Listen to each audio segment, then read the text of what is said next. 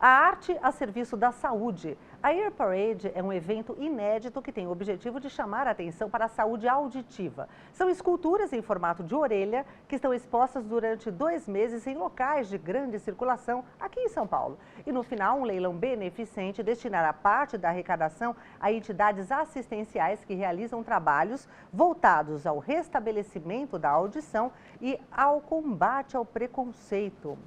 Bem, a otorrinolaringologista Paula Tardim, do Hospital das Clínicas, é a nossa convidada no Jornal da Câmara. Ela é integrante da Fundação Otorrinolaringologia, organizadora do evento.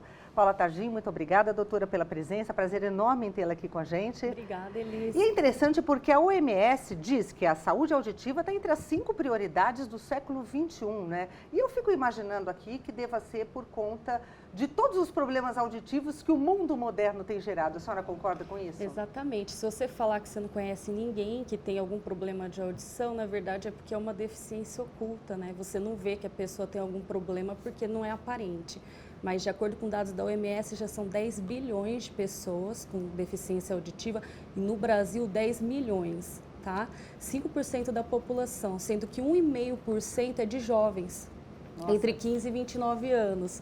Por que os jovens? Porque eles estão mais expostos atualmente a sons de ruídos muito altos, principalmente com o uso de fones de ouvido, né? Você vê nas ruas, eles usam muitos fones, principalmente aqueles intracanais, que ocluem o ouvido, mas não ocluem perfeitamente, então acaba somando com o ruído externo do ambiente. E é interessante que, por exemplo, quando a gente está num transporte público, a gente até consegue ouvir o que uma pessoa com fone de ouvido está ouvindo, ou seja, ela coloca num volume absurdo, né? Tem que tomar cuidado, porque os aparelhos, eles não mostram quantos decibéis, que é a intensidade de som, né, que a pessoa está recebendo. O ideal é até 55 decibéis. Se você pudesse medir, já estão sendo lançados aparelhos agora que dá para aferir isso, mas o importante não é só o volume. Então, se você está colocando um volume que está atrapalhando o outro ao redor, é bom reduzir, mas também o tempo de exposição, né? Se você está ouvindo muito alto em um tempo prolongado, também é prejudicial. Agora, quem mora numa grande cidade como nós, São Paulo, é impossível você se livrar da poluição sonora. Isso não tem jeito. Você está na rua, você está exposta, né? Exatamente. Como a gente falou, 55 decibéis, um bar cheio de pessoas falando vai até 110. Então, o tempo de exposição nesse ruído de 110 é prejudicial mais do que 15 minutos. E a deficiência da audição gera preconceito? Gera preconceito, na verdade, porque ela não é ainda tão inclusiva na sociedade, né? As pessoas acham que falar alto é tratamento. Então, se você tem alguém que tem dificuldade de audição, você tende a gritar e o ideal é direcionar a fala voltada para a pessoa, né? Não existem políticas de inclusão de linguagem de sinais, linguagem brasileira de sinais dentro das escolas, apesar de já ser lei desde 2002, são poucas as escolas que têm isso.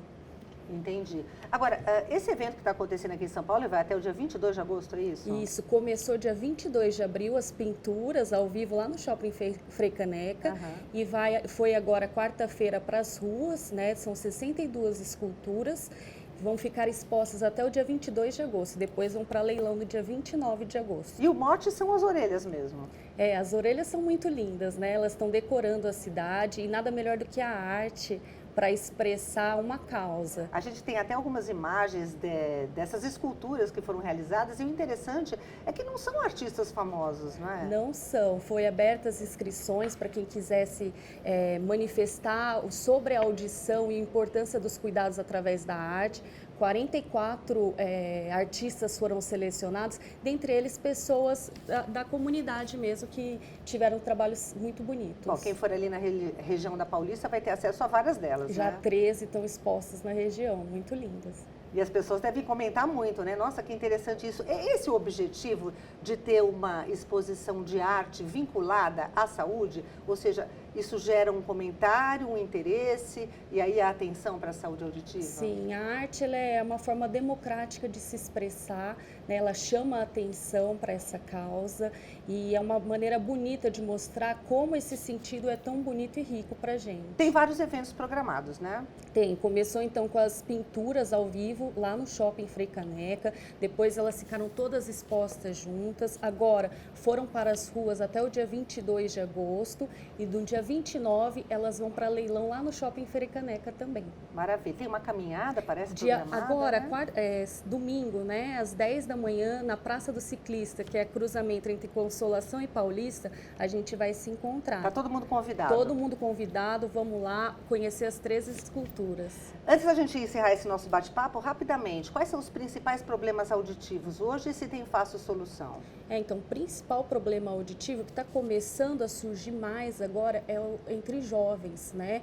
Então, mais precocemente, ele está tendo um tipo de perda que os idosos tinham, chamado presbiacusia. Isso é pelo envelhecimento ou fatores crônicos, como hipertensão, diabetes. Então, controlando essas doenças, hipertensão, diabetes, reduzindo o volume e tempo de exposição, a gente consegue prevenir. Com acesso ao SUS.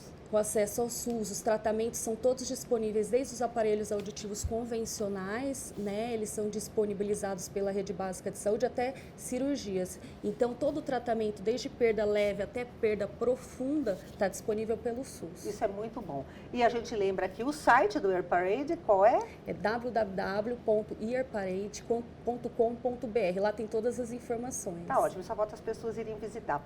Doutora Paula Tardinho, otorrinolaringologista, até travei a língua aqui, otorrinolaringologista, nossa convidada de hoje no Jornal da Câmara. Obrigada. Obrigada pela presença e pelas explicações. Obrigada a você.